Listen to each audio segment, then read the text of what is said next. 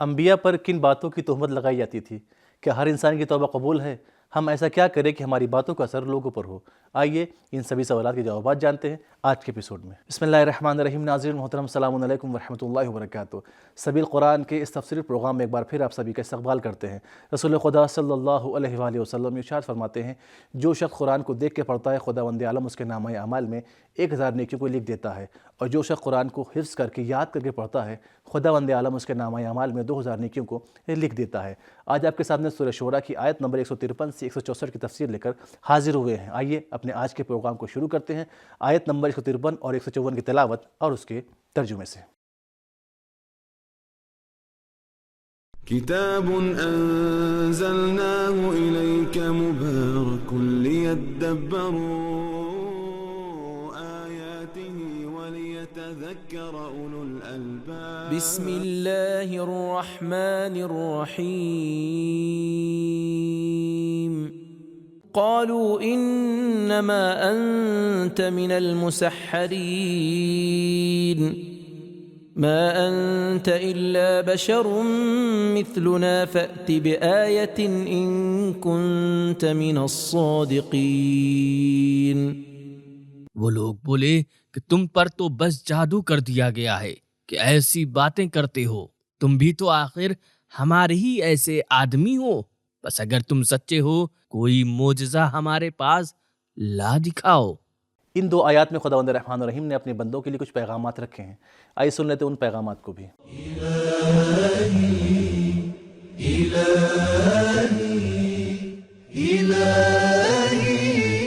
پیغام نمبر 1، انبیاء پر 2 چیزوں کی تہمت لگائی جاتی تھی، جادو کرنے والے یعنی ساحر، اور جس پر جادو کیا گیا ہو المسحرین۔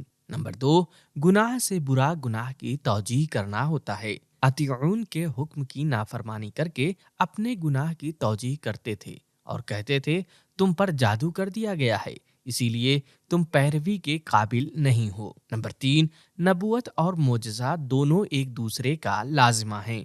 فاتی بآیہ، معجزہ انبیاء کی صداقت کی علامت ہے۔ تو ناظرین آئیے اب سنتے ہیں سورہ شعراء کی آیت نمبر 155 سے 157 کی تلاوت اور اس کے ترجمے کو۔ قال هذه ناقة لها شرب ولكم شرب يوم معلوم ولا تمسوها بسوء فيأخذكم عذاب يوم عظيم فعقروها فأصبحوا نادمين۔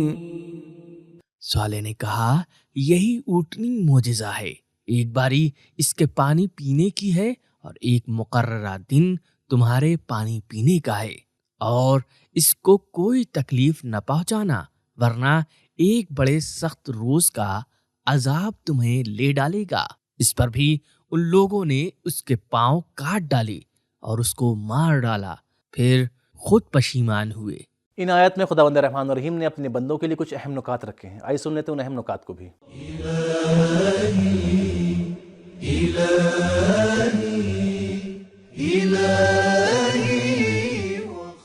معجزہ دکھانے کے لیے اللہ کا دست قدرت آزاد ہے۔ اللہ کے لیے چاند کو ٹکڑے کرنا، انشق القمر، پانی کو چیرنا، فن فلق اور پہاڑ کو پھاڑ کر اس میں سے اونٹنی نکالنا سب ایک جیسا ہے۔ جناب صالح کی اونٹنی کو ایک ہی آدمی نے مارا تھا، لیکن قرآن کہتا ہے اقاروہا، یعنی ایک گروہ نے اس کے پیر کاٹ دیے۔ قرآن نے ایسا اس لیے کہا کیونکہ پورا گروہ اس ایک آدمی کے کام پر راضی تھا، جیسا کہ مولا علی علیہ السلام نے فرمایا ہے۔ ترجمہ، تلاوت اور اس کے نکات کو جان لینے کے بعد آئیے ان آیات کے پیغامات کو بھی جان لیتے ہیں۔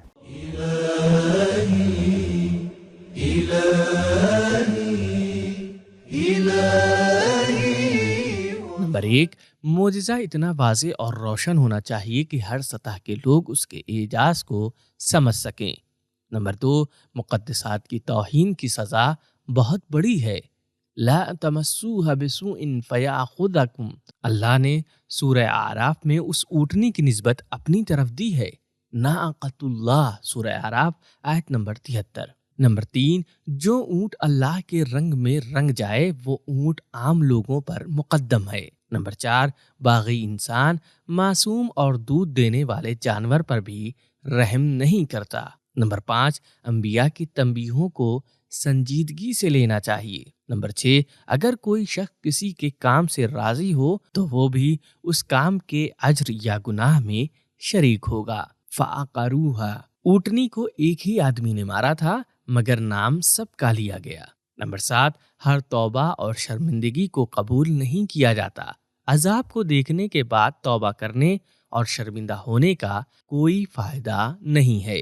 آئیے اب سورہ شورى کی آیت نمبر 158 اور 159 کی تلاوت اور اس کے ترجمے کو بھی سن لیتے ہیں۔ فأخذهم العذاب إن في ذلك لآية وما كان أكثرهم مؤمنين وإن ربك لهو العزيز الرحيم۔ پھر انہیں عذاب نے لے ڈالا، بے شک اس میں یقیناً ایک بڑی عبرت ہے، اور ان میں کے اکثر ایمان لانے والے بھی نہ تھے، اور اس میں تو شک ہی نہیں کہ تمہارا پروردگار سب پر غالب اور بڑا مہربان ہے۔ ان دو آیات میں خداوند رحمان الرحیم نے اپنے چاہنے والوں کے لیے کچھ اہم پیغامات رکھے ہیں۔ آئیے سن لیتے ہیں ان اہم پیغامات کو بھی۔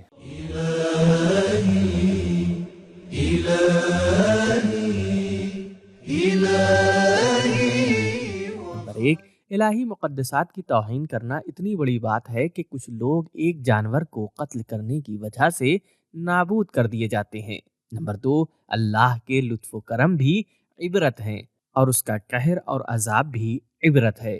نمبر 3، ممکن ہے کہ انسان اللہ کی سب سے بڑی نشانی کو دیکھ کر بھی حق کے مقابلے میں اڑا رہے اور ایمان نہ لائے۔ نمبر 4، انبیاء کا بھیجنا، معجزہ بھیجنا اور ضدی کافروں پر قہر بھیجنا اللہ کی شان ربانی ہے۔ نمبر 5، لوگوں کے ایمان اور کفر کا اللہ پر کوئی اثر نہیں پڑتا۔ نمبر 6، اللہ کا قہر ہمارے اعمال کی وجہ سے آتا ہے، ورنہ اللہ تو مہربان ہے۔ تو ناظرین آئیے اب سنتے ہیں سورہ شورى کی آیت نمبر 160 سے 164 کی تلاوت اور اس کے ترجمے کو۔ كذبت قوم لوط المرسلين إذ قال لهم أخوهم لوط ألا تتقون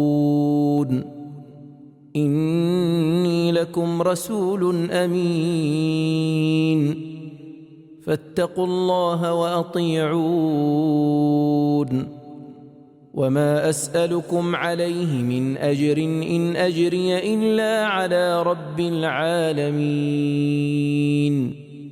اسی طرح لوط کی قوم نے پیغمبروں کو جھٹلایا جب ان کے بھائی لوط نے ان سے کہا کہ تم خدا سے کیوں نہیں ڈرتے، میں تو یقیناً تمہارا امانت دار پیغمبر ہوں، تو خدا سے ڈرو اور میری اطاعت کرو، اور میں تو تم سے اس تبلیغ رسالت پر کچھ مزدوری بھی نہیں مانگتا، میری مزدوری تو بس ساری خدائی کے پالنے والے خدا پر ہے۔ ان آیات میں بھی خداوند رحمان الرحیم نے اپنے چاہنے والوں کے لیے کچھ اہم پیغامات رکھے ہیں۔ آئیے سن لیتے ہیں ان اہم پیغامات کو بھی۔